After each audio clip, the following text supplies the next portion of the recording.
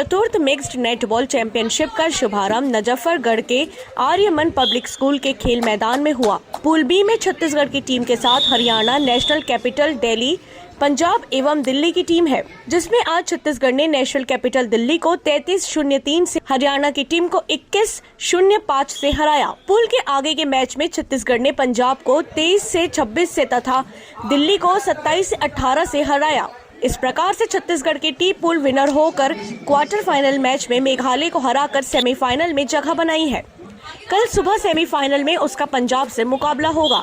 छत्तीसगढ़ की टीम में अंतर्राष्ट्रीय खिलाड़ी प्रीति बंछोड़ बिजौरा के साथ अन्य खिलाड़ी सरिता यादव, हीना यादव, चित्ररेखा साहू, प्रियंका सोनी, स्वाति वर्मा भाटापारा, ऐश्वर्य पाठक, हिमांशु डोंगरे, निर्मल जांगड़े, संदीप वर्मा, प्रदीप कर्श सभी भाटापारा, दीपक क्षत्री कोरबा टीम में है। आज खेले गए मैच में प्रीति बंछोड़ बिजौरा, हिना यादव, ऐश्वर्य पाठक, चित्ररेखा साहू, संदीप वर्मा, निर्मल जांगड़े, स्वाति वर्मा, प्रियंका सोनी, प्रदीप कर्श, हिमांशु का उत्कृष्ट प्रदर्शन रहा।